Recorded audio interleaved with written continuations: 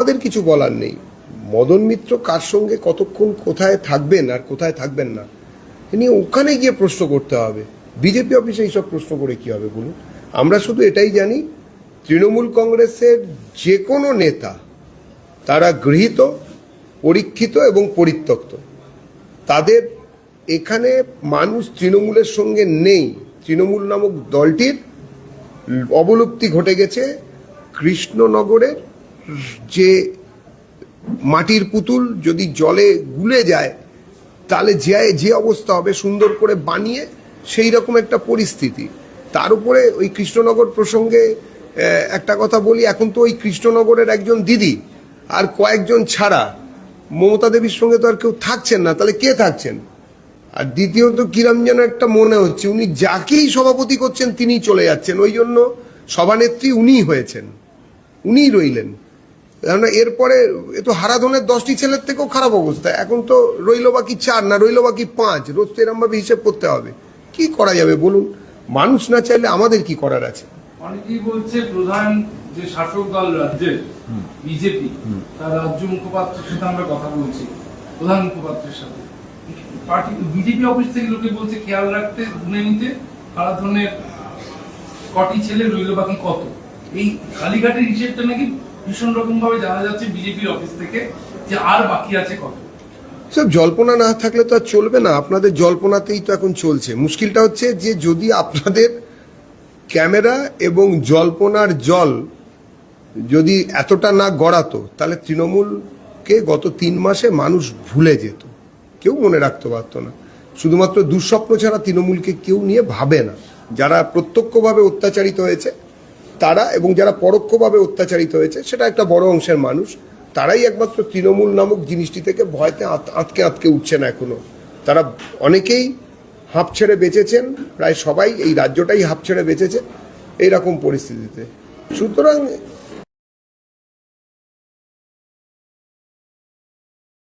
আমাদের দলের তরফ থেকে বিভিন্ন জায়গায় গুনতি রাখা বা ওখান থেকে তার জন্য কমে যাচ্ছে। দেখুন, রাজনৈতিক প্রতিপক্ষের বিরুদ্ধে আরেকটি রাজনৈতিক প্রতিপক্ষ তারা নির্দিষ্ট ব্যবস্থা নেবে, রাজনৈতিকভাবে এগিয়ে থাকার তারা চেষ্টা করবে, এটাই তো নিয়ম।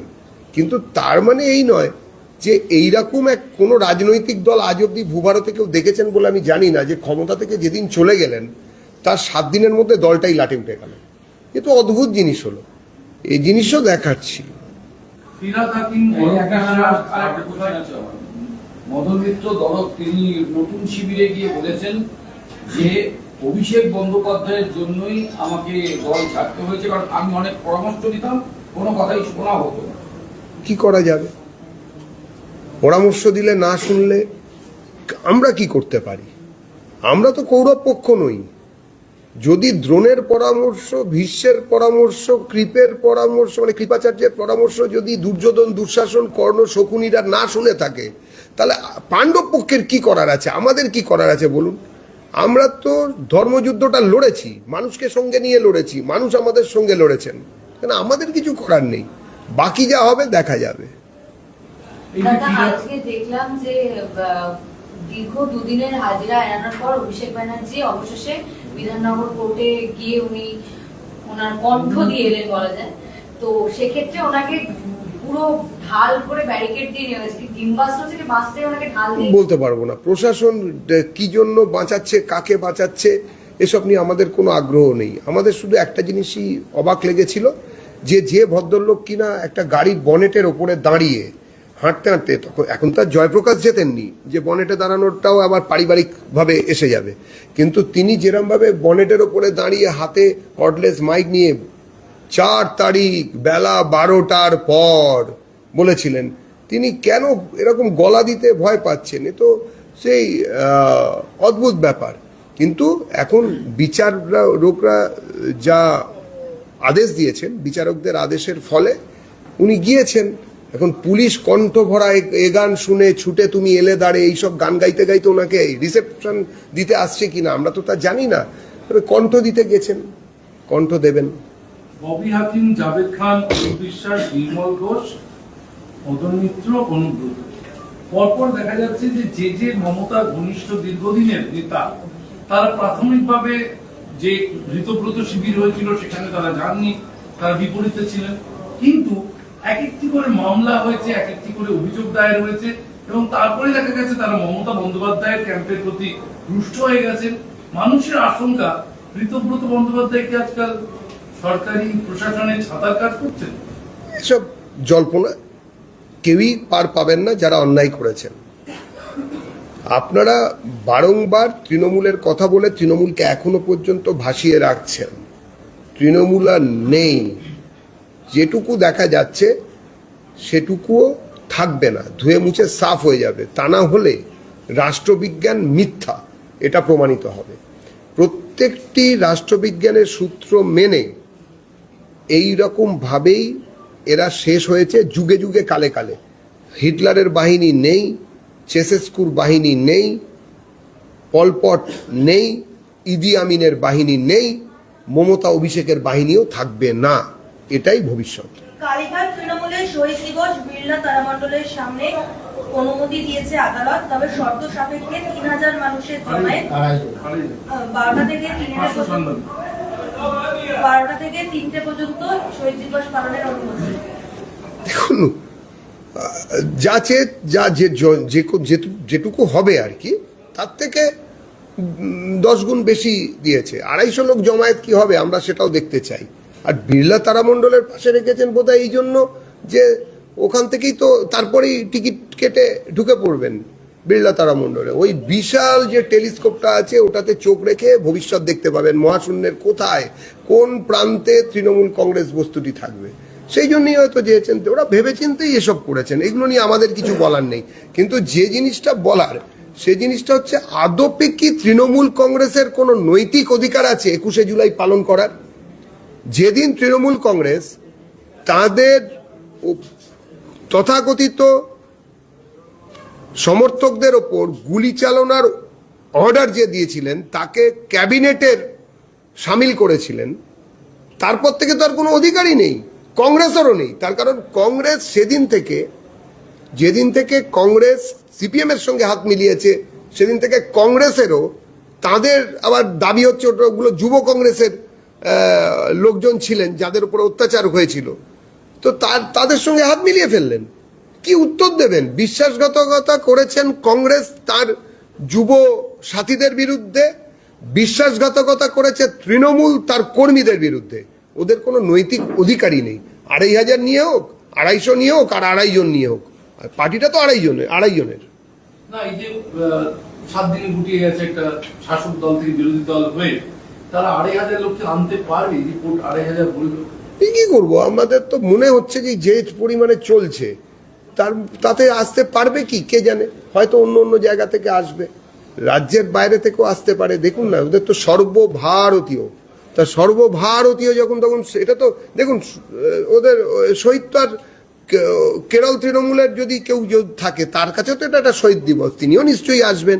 যিনি উত্তরপ্রদেশে বোধহয় তৃণমূল কংগ্রেসের যদি কেউ থাকেন তিনিও আসবেন, বিহার উড়িষ্যা থেকেও তিনিও। সর্বভারতীয় মানে একটা বিশাল ব্যাপার, সর্বভারতীয়, বাপরে বাপ। তার আসবেন, আমরাও দেখবো, আমরা তো ভয়ই পাচ্ছি। 21শে জুলাই যে শহীদ স্মরণের পোস্টার তৈরি হয়েছে তাতে একটা মমতা বন্দ্যোপাধ্যায়ের ছবি এবং প্রধান বক্তাও শুধু মমতা বন্দ্যোপাধ্যায়, কোথাও অভিষেক বন্দ্যোপাধ্যায়ের নাম নেই। আচ্ছা, এই প্রশ্নগুলো কি বিজেপি অফিসে বসে আপনাদের করতে হয় কেন? ওখানে কি আপনাদের এই প্রশ্নগুলো জবাব দেওয়ার মতন কেউ নেই? আমরা কি করে বলবো? তৃণমূল অফিসের লোকেরাই উত্তর দেবে। যে তৃণমূলের প্রশ্ন, তৃণমূল কংগ্রেস কি করবে না করবে ওটা তৃণমূলের ব্যাপার, যদি দলটা থেকে থাকে। আর যদি বলেন যে ওখানে কেউ নেই বলে এখন প্রধান মুখপাত্রকে ফোন মানে নিচ্ছেন, ইন্টারভিউ নিচ্ছেন যে ওরা কেন এসব করছে, আমরা এই নিয়ে কিছু বলতে আগ্রহী নই। দীর্ঘদিনের রাজনীতিবিদ দেবজিৎ সরকারের কাছে তার অভিজ্ঞতার জন্য এই প্রশ্ন, যে সময় মমতা বন্দ্যোপাধ্যায় দল ভাঙছে, ঘর ভাঙছে, তখন তার সহযোগীরা যখন বলছে একটু অভিষেককে ছড়িয়ে দিলে দলটা বেঁচে যাবে, সেই জন্যই কি অভিষেককে মুছে দেওয়া হলো 21-এর পোস্টার থেকে? কি করে জানবো? আপনার অভিজ্ঞতা কি? আরে অভিষেক বাবু, আপনি একটা অদ্ভুত কথা বলছেন। উপর থেকে সোজা এসে দলে বসে যাওয়া, যদিও তার পিসিমণি বলেছিলেন না মোটেই প্যারাশুটিস্ট নয়, নাকি 3 বছর বয়সে হাতে পতাকা নিয়ে তিনি তৃণমূলের হয়ে নাকি আন্দোলন করেছিলেন, এর একটা কি বলা হয়েছিল। তো দেখুন, এ তো চলতেই থাকে, এটাই তো স্বাভাবিক। সব সময় তো যুগে যুগে কালে কালে এরকমই হয়েছে। চোখের পট্টি একটা মহাকাব্য রচনা করেছিল, যেহেতু কেউ দেখতে পেতেন না, তো যিনি দেখেন না বা দেখতে চান না তাদের ক্ষেত্রে এটাই হবে। আর যারা এইসব বলছেন যে অভিষেক বাবুর জন্য দলত্যাগ করছে, অভিষেক বাবু এইসব খারাপ কাজের সঙ্গে যুক্ত ছিলেন, আমরা চিনু না, তো তারা জানতেন না, তারা আগে কেন করেননি বা এখন কেন করছেন, সেসবের প্রশ্ন ওরাই উত্তর দেবে। প্রশ্নগুলো আমাদের, উত্তরগুলো ওদের। বিধানসভা ভোটের পর তৃণমূল প্রায় দুপুর, এই পরিস্থিতিতে বিরোধিতার জায়গায় বামেদের উঠে আসার সম্ভাবনা আপনারা কতটা দেখছেন? দেখুন, শূন্যকে শূন্য দিয়ে রিপ্লেস করলে শূন্যই পাওয়া যায়।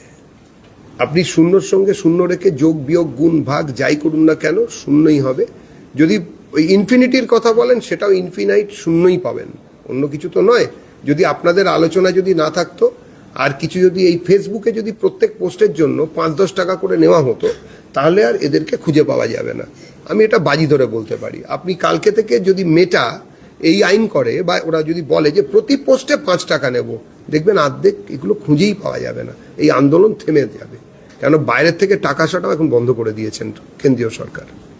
দাদা বলছি যে আজকে দেখলেন এনসিপিআই এর তরফ থেকেও 21শে জুলাই করার একটা উদ্যোগ নেওয়া হয়েছে। কাকলি ঘোষ দস্তিদার বলেছেন যে 21শে জুলাই যে ঘটনা উনি নিজের চোখে দেখেছিলেন এবং শহীদটা আমার তোমার না করে শহীদ সবার। তা এনসিপিআই যারা এনডিএ জোটের সঙ্গী, তারাও 21শে জুলাই করবে। কি আমরা কি বলতে পারি এখন? 21শে জুলাইতেই সবকিছু হবে, হয়তো হোক, যে কোনো হোক। এবারে সেখানে 21শে জুলাই আর মেনু কি হবে? আগে ছিল গোটা ডিম ভাত, তারপরে হয়েছে হাফ ডিম ভাত। এরা কি ডিম দেবেন নাকি মাছের ডিম দেবেন, এগুলো নিয়ে আমরা কি কথা বলবো? যারা আছে তাদেরকে জিজ্ঞেস করুন, এগুলো আমাদের কেন জিজ্ঞেস করছেন? এনডিএর বৃহত্তম শরিক এনসিপিআই এর রাজ্যের বুকে প্রথম বড় কার্যক্রম 21শে জুলাই, সেই মঞ্চে আপনাদের শরিক দলের বন্ধু দল হিসেবে আপনাদের নিমন্ত্রণ করলে দেবজিৎ সরকার বক্তব্য এটা রাজ্য কমিটি, আমাদের যারা রাজ্যে আছেন তারা সিদ্ধান্ত নেবেন। রাজ্য মুখপাত্র এই নিয়ে কোনো সিদ্ধান্ত নেন না, মুখপাত্র রাজ্য সিদ্ধান্ত আপনাদের সামনে জানিয়ে দেবেন। বিজেপির মুখপাত্র হিসাবে আপনি কি মনে করেন যে 21শে জুলাই কতটা শহীদ স্মরণ দিবস ছিল আর কতটা ক্ষমতা প্রদর্শনের একটা মঞ্চ হয়ে যায়? মুখপাত্র কিছু মনে করেন না, মুখপাত্র যা মনে করেন সেটা মুখপাত্র বলেন না। আমার দল যেটা, আমার সংগঠন যেটা মনে করে সেটা আমি আপনাদের সামনে রাখছি।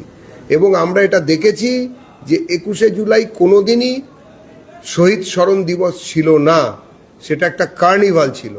আমরা এগুলোই দেখেছি এবং অর্ধেক লোক জানতেন না। কলকাতায় এসে মদ মাংসের ব্যবস্থা রাখতেন। পৃথিবীর ইতিহাসে কোনো শহীদ স্মরণ এইভাবে হয়নি, যেভাবে আনন্দের সঙ্গে দলে দলে বিভিন্ন সময় লোকজন এসে সব করতেন। এবং এগুলো দেখে বাকি জায়গাতেও যারা হুতাত্মা, যারা চলে গেছেন, যে দলেরই হন না কেন তিনি, তাদের প্রতি আমাদের সহানুভূতি থাকবে। কেননা একটা আন্দোলনাত্মক সিস্টেমের মধ্যে গুলি চালিয়েছিল পুলিশ, গুলি খেয়ে যারা মারা গিয়েছিলেন তারা যে রাজনৈতিক দলই করুন না কেন, সেটা যদি অন্যায়কে অন্যায় যদি না বলা হয় তাহলে সেটা অন্যায়। কিন্তু সেই তাদের স্মরণে মদ এবং মাংস সহকারে ফুর্তির বান ডাকা, এটা কোন ধরনের ভাই শহীদ স্মরণ, এটা আমাদের জানা নেই। যদি এরকম, এটা তো আপনাদের টিভি ক্যামেরাতেই আমরা বারবার দেখেছি এরকম ঘটনা ঘটেছে, কোথাও বাস থেকে নেবে ডিম। টেন্ডার নিয়ে দুর্নীতি দেখা গিয়েছে বারংবার। এবার একটি নির্দেশিকা জারি করা হয়েছে, বলা হয়েছে একই সংস্থাকে বারবার কাজের বরাত নয়, সময় মতো নতুন টেন্ডারের নির্দেশ দিল রাজ্য সরকার। নিয়ম মেনে নির্দিষ্ট সময়ে অন্তর অন্তর টেন্ডার রাখতে হবে। সরকার যে সিদ্ধান্ত নিয়েছেন সেটা অর্থনীতি পক্ষে ভালো। এতে অন্য ধরনের ঘুষ দেওয়া নেওয়ার প্রবণতা কমবে এবং কারুর একছত্র প্রতিপত্তি এটা থাকবে না কোনো ব্যবসায়িক সংস্থার। এবং তার সঙ্গে সবাই তারা নিজেরা কাজ করতে পারবেন এবং কাজ করে কাজের মাধ্যমে তারা নিজেদের প্রতিষ্ঠিত করতে পারবেন। আমরা এই সিদ্ধান্তকে, সরকারের এই সিদ্ধান্তকে সমর্থন করছি এবং এই সিদ্ধান্তকে আমরা স্বাগত জানাচ্ছি। তৃণমূল সরকারের দুর্নীতির তদন্তে এবার বিচার বিভাগীয় কমিশন গঠন। নেতৃত্বে রয়েছে হাইকোর্টের অবসরপ্রাপ্ত বিচারপতি বিশ্বজিৎ বসু। 2011 সাল থেকে 2026 সাল পর্যন্ত মে মাসের পর্যন্ত সময়কালে দুর্নীতির অভিযোগে এই কমিশন গঠন এবং আর্থিক সহ একাধিক দুর্নীতি নিয়ে তদন্ত করবে এই কমিশন। এটি একটি প্রশাসনিক এবং বিচার বিভাগীয় সিদ্ধান্ত, এর মধ্যে আমাদের বলার কিছু নেই। আমরা আশা করব যারা যারা অন্যায় করেছেন, দুর্নীতির সঙ্গে যারা যারা যুক্ত ছিলেন, সবাই আইন আমলে আসবেন এবং সাজা পাবেন। আর কিছু বাকি আছে? Thank you.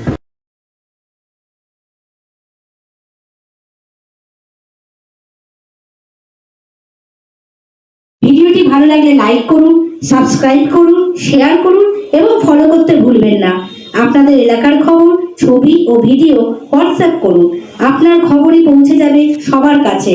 আমার কলকাতা, আমার শহর, আমার কণ্ঠ।